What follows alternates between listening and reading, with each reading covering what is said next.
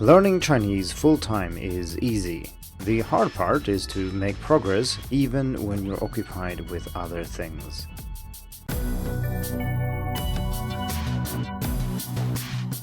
Hello and welcome to the Hacking Chinese podcast.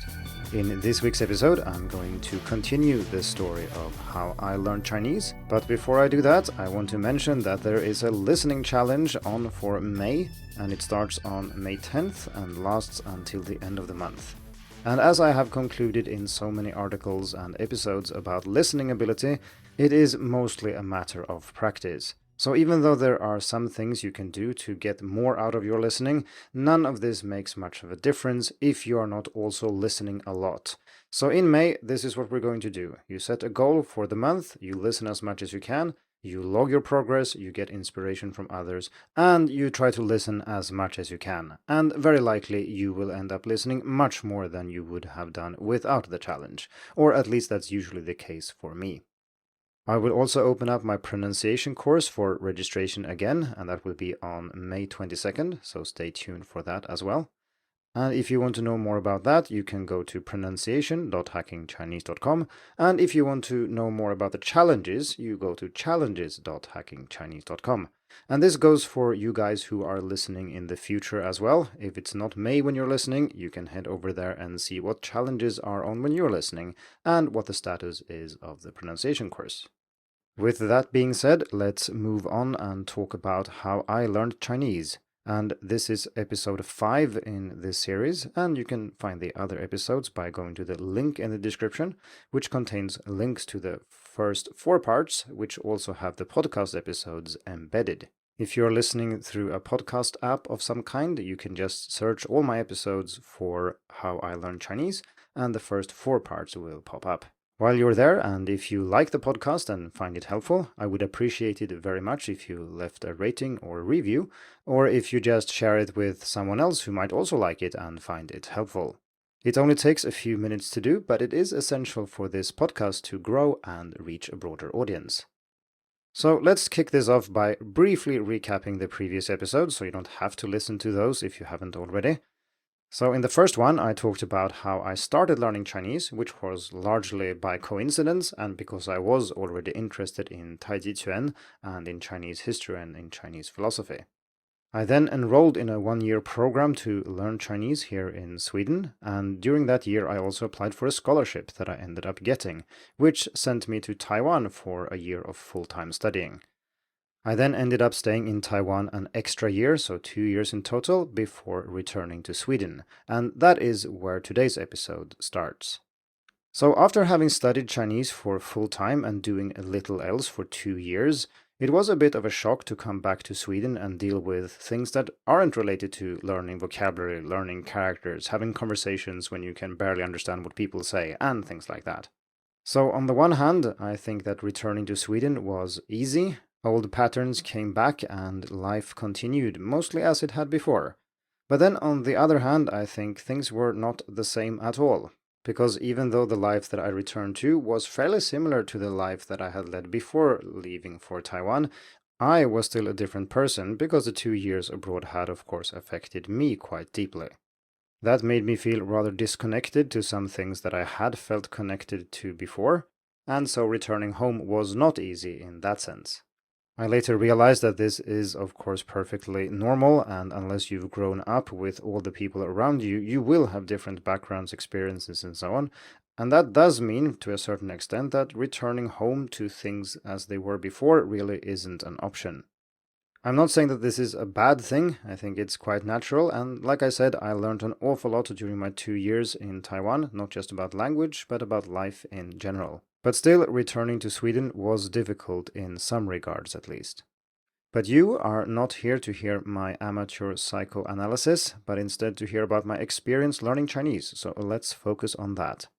And like I said in the introduction, it is rather easy to learn Chinese full-time. It's the only thing you do, and you have lots of opportunities to learn, and you will make progress. That's more or less guaranteed.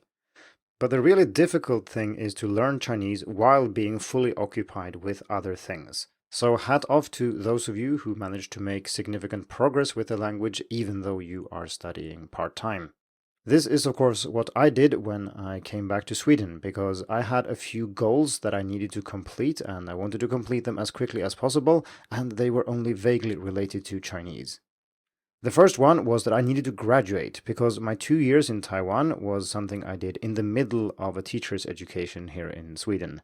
And here we can just take a study break for 2 years and go away and then come back and pick up where we left. That is not a problem, but you still need to finish the courses and you need to graduate. So I needed to do that. And beyond that, I also wanted to apply for and study a master's program in teaching Chinese as a second language. But of course, in order to do that, I needed to graduate first. Most of the courses that remained to get my degree were completely unrelated to Chinese. They were about English, they were about teaching pedagogy, they were a bit of teaching practice and things like that. I also wrote a bachelor thesis, and this was related to Chinese, even though it was about teaching pedagogy, pronunciation in this case, and so it didn't have a direct link to me actually studying Chinese, except that I needed to read papers and so on.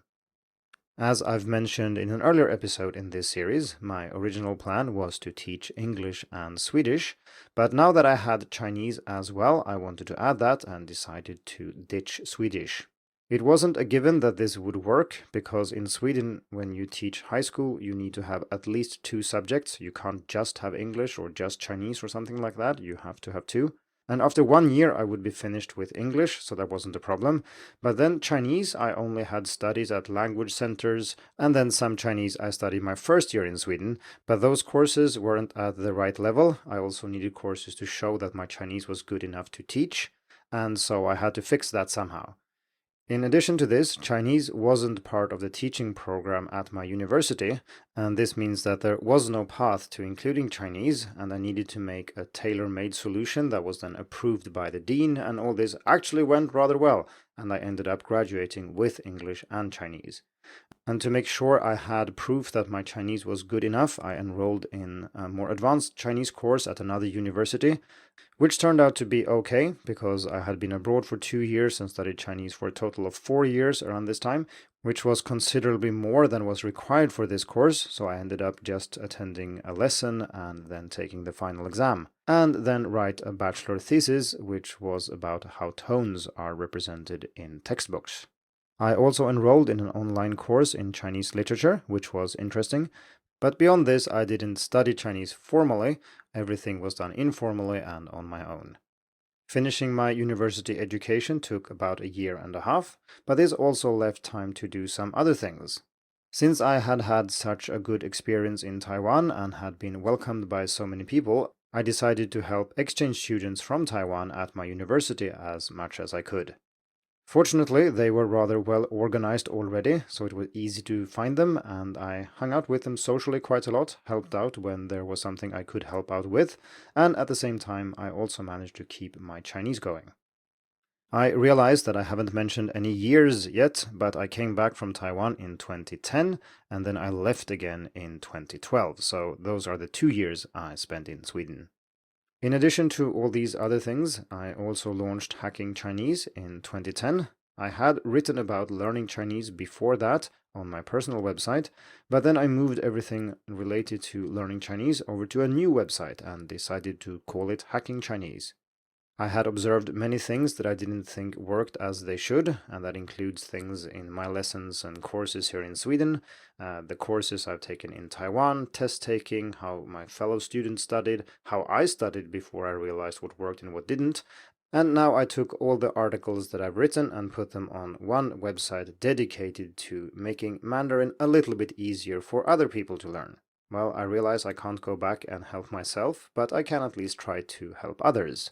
And this podcast is, of course, an extension of this. But let's return to how I studied when I had other things to do and when learning Chinese was not my primary focus. I think I did 3 things which are worth discussing here. And so the first one I've mentioned, which is to socialize with Chinese-speaking people where you live. This helped me enormously. I made many friends and I had a good time. But I also learned a lot of Chinese, and my language level certainly didn't deteriorate during this time, which can be a problem when you come home after an extended stay abroad and you suddenly don't have any energy or focus to keep learning the language. So making it social is a great way of keeping on learning. I also enrolled in 2 courses, as I mentioned, but these were very low intensity compared to anything I'd done before. And just to give you some idea, we're talking about quarter of full time for 1 semester for one of the courses and half time for the other, also for a semester. Formal courses can be a little bit hit and miss. You need to find something that is at the right level. And if you're a beginner or an intermediate learner, this might be fine. But if you've studied Chinese for a while, you will realize that it's quite hard to find a course at the level you want. And I happen to be lucky here. The literature course I took was completely not as described. It was much harder than it should have been on paper, but that happened to suit me rather well, and I really enjoyed that course. Most people are probably better off finding some kind of individualized form of learning though. It could be a tutor, it could be just hanging out with people as I did, or some other way that is rather flexible in terms of level. Still, I do think that having something regular which requires you to make an effort to use Chinese and maybe to prepare for these occasions as well is very useful. And it could, like I said, be something social, where you practice Chinese, you feel your Chinese is not good enough, and that motivates you to learn more, or you want to learn more because you just want to integrate better with these people, or it could be a course that has certain requirements that you need to work hard to meet.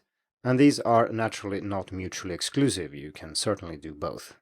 The third and final thing I want to bring up is something I haven't talked about that much yet, and that is the master's program in teaching Chinese as a second language. And if you know my background, you know I did end up going to Taiwan to study in this program, but that will be the subject of next podcast episode. But what I do want to say here, that I identified this as a potential goal rather early. That means that after having been back in Sweden for about a year, I started thinking seriously about what could I do with my Chinese, what could be the next step. And so a master's program was a rather natural extension. Technically, the teacher degree that I have counts as a master's degree in education already, but is not specifically in Chinese, and it's certainly not taught in Chinese. So I asked myself, and I just didn't ask myself, I actually did the research online to see what would be required in such a program. I started looking for different specific programs, looked at lists of course literature, things like that, and I started to slowly get into this type of reading, this type of listening, and so on. I'm not saying that you need to do what I did, but I do think that it is extremely important to have a long-term goal that you're studying towards. And it could be something completely unrelated to instrumental things, such as an education or a job or something like that.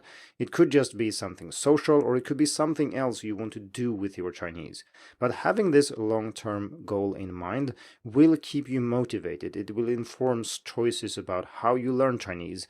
And when you are doing other things, especially, you do need this extra motivation to keep moving forward. It certainly helped me during my 2 years in Sweden, and it did prepare me for the next 2 years I spent in Taiwan, enrolled in a master's program for teaching Chinese as a second language. But like I said, that will be the topic in the next episode in this series about how I learned Chinese, so stay tuned for that. Thank you for tuning in to the Hacking Chinese podcast. If you like this episode, please share it. More information and inspiration about learning and teaching Chinese can be found at hackingchinese.com. See you in the next episode, and until then, good luck with your studies.